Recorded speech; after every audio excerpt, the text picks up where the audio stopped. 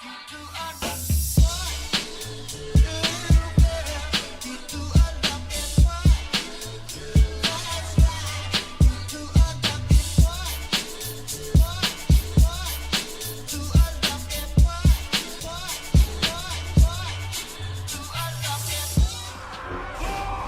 do we got? We got ourselves ATH.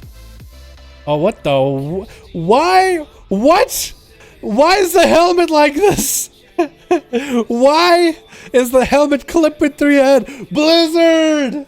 What is this? It looks like Cyclops. Can't even see. It's not even fair. You can't even see the enemy. What is going on? Why? How? Blizzard, is anybody looking okay? Hamburger looks fine. Limp and Liam looks okay. Lie is fine.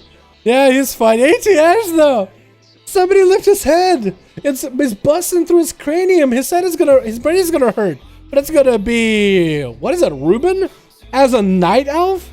Unholy Death Knight versus Hamburger, and Hamburger only got him to like 60% health. Oh, this is going to be a good duel. It's going to be Reuben trying to go for a little bit of an AMS a little bit early, but it's going to be Hamburger trying to see if he can leap away. It's going to be gripped by Reuben, trying to catch up to Hamburger. AMS down, but Thorns are up. Hamburger is going offensively as a cat. He's going offensively cat form. Reuben trying to go for IBF to reduce the damage he's about to take stun onto Hamburger, even dropping down the anti-magic zone to deal with the Thorns. And it's going to be a little bit of that death back right now as he finds himself super low in health. Hamburger also finds himself super low in health. He might just go down right here. Try to see if he can cap on Reuben. No! And he does go down to Limp and Liam, taking him out. How?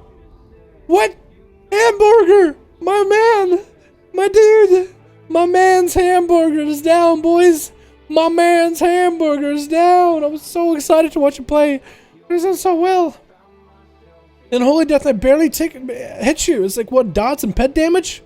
That's upsetting. That's actually upsetting. Full stun to Limp and Liam as he's getting trucked by all these pets. That's going to be Lynchborn for Zuccotti. Doesn't even have to worry about Chaos Bolt. Limp and Liam is just melting.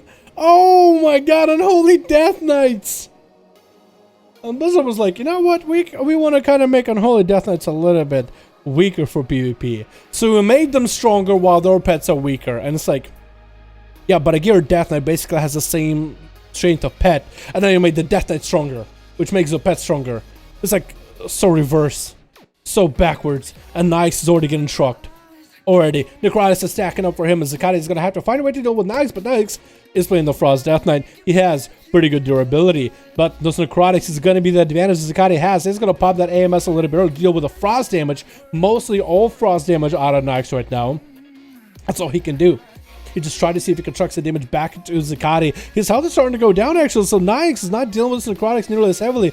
Zuccotti is going to pop the pet up and running. Going to be able to trick it out of that stun. Zuccotti finds himself super low. That's going to be safe to Trinket, and a Transfusion coming out. Naiaks is going to trick it out of that stun, and is going to keep trucking the damage, but now the health is starting to reverse.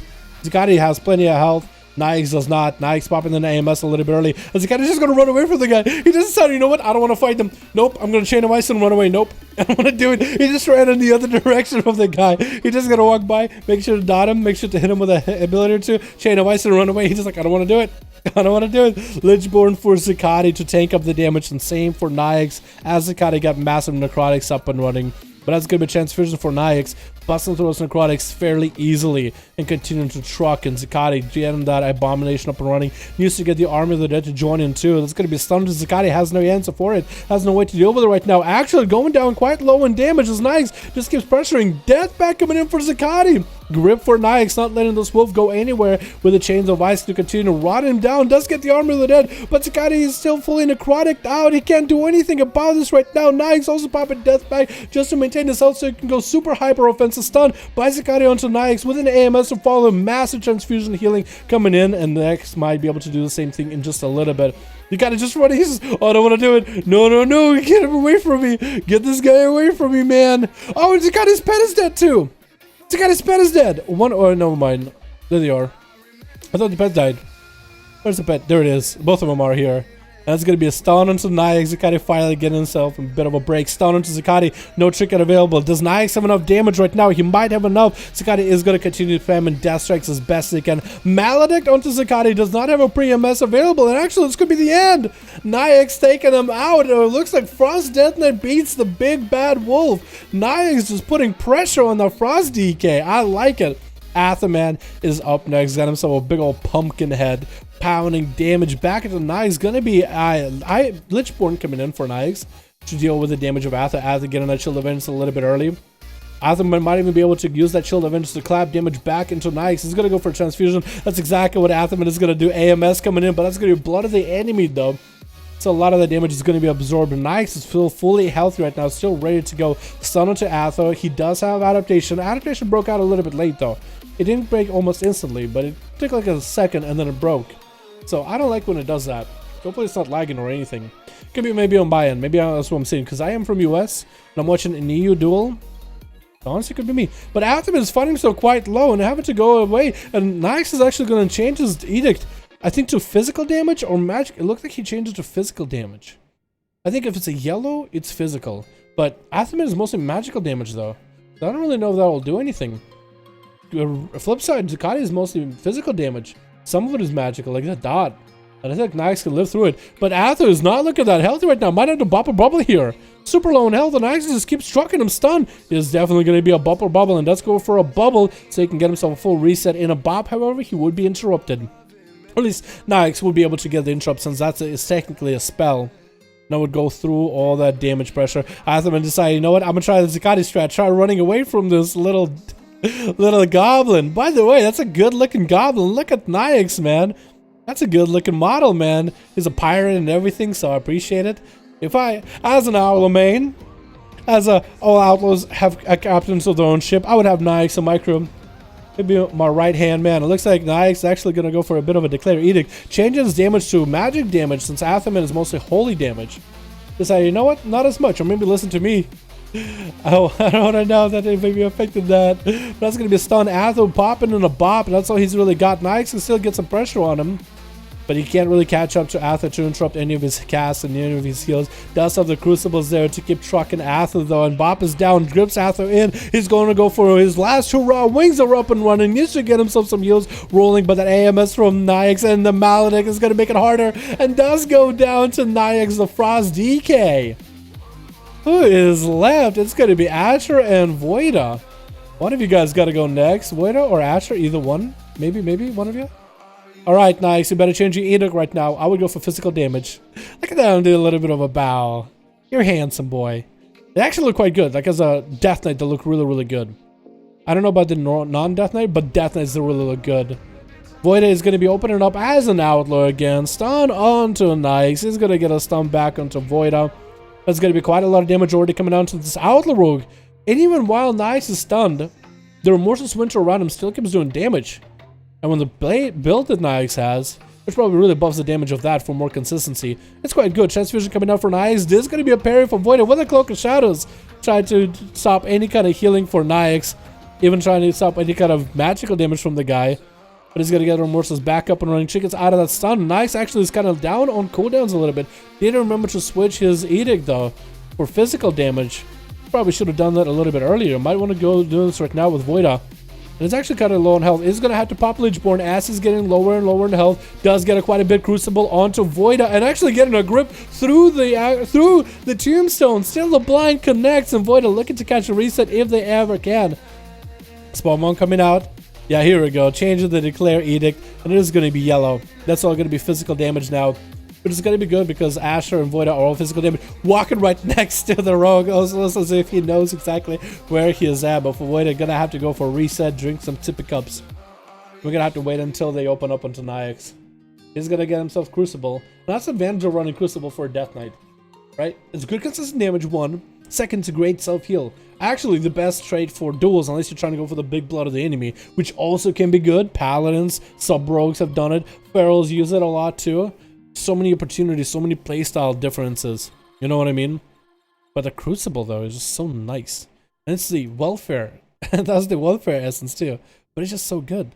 Naiaks actually does get to tag Voida out of stealth with a Remorseless Winter. Voida got a little bit too close, and it's going to be Death Knight finally going in for a bit of damage, get himself a little bit of that Pillar of Frost to get the damage rolling. Maledict onto Voida.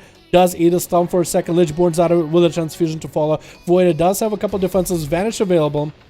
Cheat Death is available as well. Don't really know if they'll be able to use much value out of it. But Voida is getting lower and lower. Vanish coming out. Does grapple away from Naiaks, but I think the dot Remorseless Window is still on him. Naiaks does see him. Is going to get that Touch of Death procking. And a Crucible to finish him off. What a flashy finisher. And Asher is up next. Getting the spinning crane kick already onto Naiaks. And it's going to open up with a Touch of Death. Going to go for the big damage right now. Popping on that trinket for that extra health, I think. Maybe he'll do that towards the end. Naiaks is going to have to go for a bit of a death bag, but all that health is necrotic right now. He needs to get himself a transfusion rolling ASAP. He's trying to go for some death strikes. Try to recover any kind of health he can. At 30% dampening, stun onto Asher, but it doesn't look like he has enough left. And down he goes. Asher taken out of the Frost DK. Who's up next is going to be out of the ATS for that helmet that's all a little bit too tight. Or La. Either one of you guys. One of you guys got to go next. Seriously, what is wrong with that just said? Why? Blizzard, what'd you do? What? I don't know what they were thinking. Lai's going to be up next versus Asher. He's already popping on the wall. Going to be a leg soup. Lai's going to trick out immediately. And a fear onto Asher as he got his boys out. The image is up and running. Going to be a Shadow Fiend. And all the dots rolling. Asher karming a little bit early. Mind Control trying to come out for La. Do they get that Mind Control? Actually going to have to go for Disperse with Empirical Brace rolling. So that's 2 defensive cooldowns used at the same time. Short in cap onto La. Does get a Siphon onto Asher. He needs to eliminate that thing immediately. Trying to go for another Mind Control onto Asher. Does stop the Fist of Fury, but he's still getting fisted by the other images. Lies in a really bad spot. Needs to go for a little bit of a heal. Hopefully he was able to juke out a heal by or an interrupt by Asher. Short stun onto the Monk. Is going to redot him up. Try to get a shot him in or two. Won't be able to do that much. It's going to be Azeroth Beam right now. Does he have enough for that Azeroth Beam in order to get the damage back to Asher? Does not. And Asher does get to take out La. Shadow Priestess don't even stand a chance against the Monk in the end. And next is going to be ATS. Hopefully you can see him. And again, like if it looks like a face. Like look, there's a left eyeball and right eyeball. It almost looks like a face, like a sad face.